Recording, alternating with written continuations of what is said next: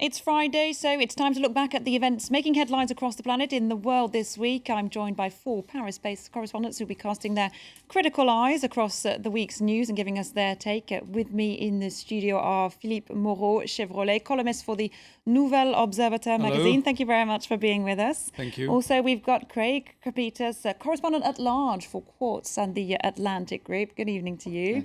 Also got Michael Kirtley, a producer of the World Memory Film Project, a photographer and journalist you've travelled widely in Europe and Africa, and publications including the National Geographic and Newsweek and Time magazine. Thank you for being with us. And also Brian Eads from the English service at our sister radio station RFI, Radio France Internationale. Thank you so much for coming in. Good evening. And you can also join us at home, send us your comments on Twitter. Our hashtag is TWTW, the world this week. Do get involved.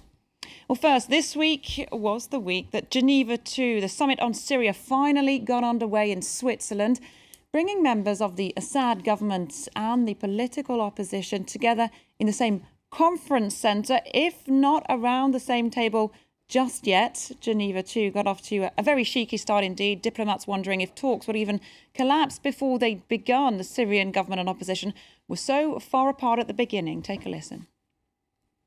If you are truly concerned about the humanitarian situation and the living conditions in Syria, take your hands off us. Stop pouring arms into Syria and stop supporting the terrorists. It is clear the regime is dead. We have a saying that the best tribute for the dead is burying them. We have begun to look into the future of a free and prosperous Syria. Well, given those kind of words at the very opening, I guess the big question is, can Geneva II achieve anything at all? Craig Capiters. I don't think so. I think it's significant that Assad also says he's going to run for re-election. Talk about an explosive campaign. Can you imagine the primaries? What they're going to be like? Everyone's talking at cross purposes in Syria. It goes on. You see these chuckleheads on TV. These are old, tired men who are intractable. You hear some people saying, like Kerry just said at Davos today, that there is no military solution for Syria. Well, he may be wrong. This is going to continue until at least someone intervenes or everyone kills each other. But isn't this the kind of grandstanding you kind of see at these diplomatic events, with the sides going and trying to gain traction by looking firm? Michael Kirtley, isn't this what we'd expect to see in Geneva too? Well, of course, but I think that you've got a situation in Syria where I'm not even sure the Syrians know exactly what's happening in a certain way. And so when they come to the table, I mean, contrary to Craig, I think that there is something good to be seen in terms of bringing people together, of course. This situation's been going on for a couple of years now, and the one big change that's taken place over that time in the last few months is that it looks like Assad is in a much stronger position today than he was just a few months ago. And I feel that that's going to play. I mean, the rebels have to think about actually negotiating rather than thinking they can win. Philippe Moreau-Chevrolet, do you think anything can come out of this? Is it a valuable first step at least? Not really. I mean, it's just we are gaining time in order to let Assad finish the business and finish the job, and that's not a thing we should do. Obviously, we should intervene in Syria, and we should act in order to protect the civilians. We should do something as a community. I mean, a few years ago, we would have done it.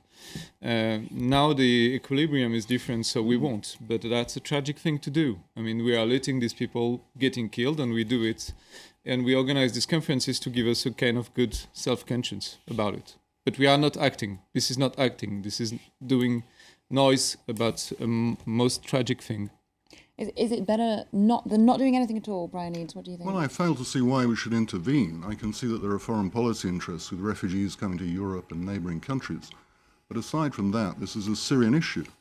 You know, the Russians, sensibly to my mind, and the Chinese say it's not our business. It's the internal affairs of Syria. And additionally, who was not in Geneva? The Islamist groups.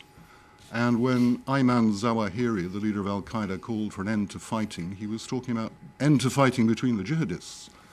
And of course, there was one very notable absence here at the beginning of the week. Iran was invited to attend and then disinvited very quickly. I mean, how significant is that going to be? Well, I think it was foolish. You know, the Iranian President Hassan Rouhani has called for free and fair elections as a sensible solution. We, the West, are in no position to say that Assad should be removed from power. For heaven's sake, he was on the podium at the 14 Juillet celebrations a few years ago. He was a friend of France. Suddenly, he's public enemy number one. No, sadly he's not public enemy number one. I mean, sadly, it's Dieudonné or any other silly things. We don't take this Syrian affair seriously. Yeah, we take what's going on, the antics in the Elysee Palace with the ladies more seriously than what's going on in Syria, and that's a problem. But the situation in Syria is magnified like heat from the sun through a magnifying glass when you're a little kid and you're trying to burn a bug. And you mentioned the Iranians, and you cannot take away from here as well the Israelis.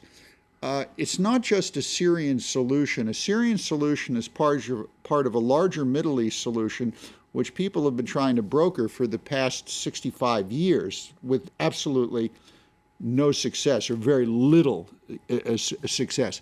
There was an opportunity this week in Davos when Rouhani was giving his speech. He could have said that he was going to recognize the state of Israel, which would have been a real move forward. But he wouldn't do that. And of course, no one there asked him that question outright, why he wouldn't do it. But you really need some kind of bold move by an Arab leader or an Israeli leader to bring a solution here. And then the other magnification here is what's going on in Lebanon, where now they're saying, what did I read it correctly? More than 1/3 of the population of Lebanon now is Syrian refugees. Over 1,200,000. That's a huge number.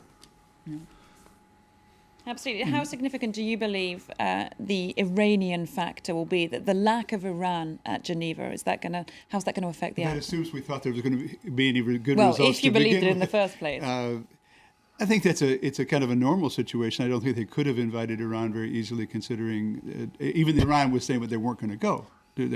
In my mind, Iran's going to be a very important player, as is Saudi Arabia, as is Israel, and is the United States, et cetera. But going back to what was said earlier, I think that I do agree. I mean, there's a problem. There's a humanitarian issue in Syria that can't be overlooked. You've got something like 100,000 people that have been killed, more than 2 million people displaced. And isn't there something that says a responsibility to protect in the United Nations Charter right now? Or not in the Charter, but in a document that's come out recently. I think that if you're looking at Syria and saying that you don't and can't intervene simply because it's an internal issue, then you're not looking at a solution to the problem. It's a wonderful illustration of how talk is really cheap. And with all the deaths continuing to pile up and refugees piling up in Syria, you get the impression that, it's very easy to get together in Geneva and have a nice dinner and stay in a nice hotel and have a bunch of talks. It's a completely different matter to get someone to do something in Syria. And anybody that's seen the pictures of Aleppo or countless other cities in Syria has to realize the country's in ruins. And if you look back and say that we have no responsibility at that, then at what point do we have responsibility? To me, that's the biggest question in this whole thing. It's the same thing for Central Africa, which we'll talk about later. Yeah, we're going to talk about that later on. So if we hold fire on that. But I just wanted to ask you, Philippe Moreau-Chevrolet, so you're saying basically world leaders sitting around talking about this humanitarian situation is getting worse and worse. The question is then, what else can you do? You've got to sit down and start talking somewhere. We could build an intervention as we did in Iraq, as we did in Central Africa and in Libya, and we do that. I mean, that's something we can do. Well, the appetite clearly at the moment in the international community. No, that's because the UN is not here anymore. The UN is useless, basically. We emptied the UN of its utility, and we are regretting it every day. I mean, there should be a call for a rebuilding of the UN. I mean, the UN don't exist anymore. That's something we have lost conscious about. What was the UN at the time it was created in the 60s, in the 70s? It was something that we could rely on for world peace or for talks, and it has disappeared. And we have now this direct talks between countries. I mean, US with Russia basically, and with us in between. There's one question we should ask ourselves first. How many favors have we done the Libyan people and the Iraqi people by intervening? Certainly the violence in Iraq is worse now than it was before. And the second thing we shouldn't lose sight of is the fact the conflict in Syria and in Iraq and other countries is between Sunni Muslims and Shia Muslims. That's what's fueling it. It's not good guys versus bad guys. Assad's a monster. Nobody's saying that there are good guys and bad guys. What we want is to stop civilians to get killed by this kind of madman who is ruling the country. So there is a bad guy. There is a bad guy, but I don't say that the guys in front of him fighting him are good. I mean, I think you'll find his opponents are killing it's like people in Kiev, also. For instance, we don't know if there are good guys, but we know that there is absolutely a bad guy in front of them. You need to take a decision sometime. We And decisions and decision. Everything you say is true, but at some point you have to say, so what? With all these people dying, and the UN and the political class have not helped matters by rewriting the dictionary. Your point on the UN, Philippe, is well taken. They love using the word peacekeepers. No, they're enforcers. This is not about peacekeeping. This is about going in and kicking the tar out of the bad guys so they stop killing innocent civilians and children. I want to move on. Very interesting points. We want to move on because Egypt is now 3 years on from the revolution in 2011, which toppled Hosni Mubarak. On the eve of the start of that mass protest movement, 4 bomb attacks have detonated around the capital Cairo and clashes breaking out on the streets. Supporters of the now banned Muslim Brotherhood and security forces. I mean, this security situation in Egypt is getting worse and worse. The army is back in control. A democratically elected president is ousted. 3 years on, can we definitively say that the revolution is dead and buried? Michael? I think that when you talk about revolution, you can never talk about dead and buried because revolutions never happen in a straight line. I mean, including the French Revolution for that matter. So I don't think it's rightful to talk about revolution. What's for sure is the Arab Spring Revolution led to great change. And that great change is leading somewhere that we don't know. However, looking at this particular situation, I don't think it's surprising at all to see bombs going off, and there will be probably more. I mean, the Muslim Brotherhood was waiting for decades to get into power or to have some sharing of power, and then they got kicked out.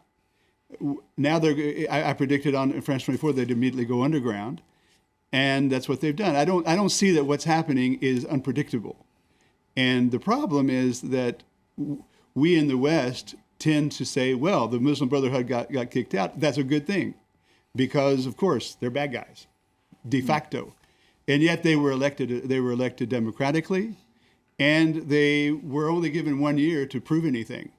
And so I think that now that they've been put back into the underground, they're going to create more and more havoc like this in the near future. We've got a tweeter there just to say, we've got a tweeter saying, agreeing with you. What's most depressing, Ahmed saying on Twitter that this is predictable. So while it may be predictable, is it unstoppable now? Has it been unlaunched? It is unstoppable. Last week on this program, with Chris Dickey, our colleague, was mentioned that he had been having dinner with an Egyptian general who pointed out to him, as a guy who knows the country, who said that there are 100,000 people in Egypt right now who are willing to die for the Muslim Brotherhood.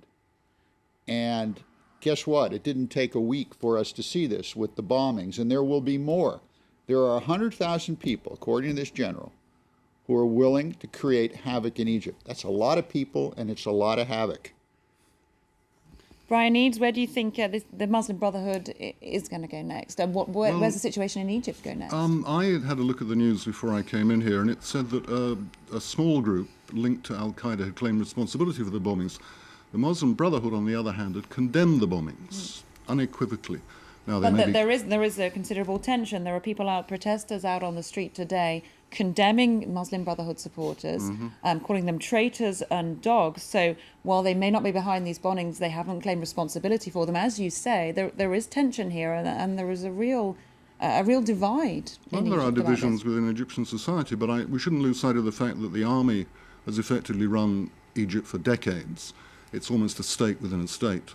I'd imagine they can keep a lid on things if they want to. They've already achieved it. Philippe, where do you see this going? Had the Egyptian foreign minister saying there were going to be elections in the months to come. I mean, what do you predict next week? I think the Muslim Brotherhood should be considered as if they participate into elections and they win the elections, we should respect that, even if we disagree with their values. We played that game in Algeria, for instance. In Algeria, we decided, France and other countries, that the Algerian elections outcome was not our outcome because the Muslims were getting out of it in central position, first position. Mm-hmm. So we decided it had to be cut. And we ended with a civil war with thousands of persons killed, most of them by the state, and half of them by the state, half of them by the Muslim terrorists. And we ended with a mess. And I think we should let that things happen. If the Muslims should go in power, they should go in power if the population decides it. Okay. I mean, nobody intervened in France to stop our revolution. They tried, but they didn't succeed. Okay, we're going to have to leave it there, gentlemen. We'll be back in a few minutes' time. We're going to have a news update and then more of The World This Week.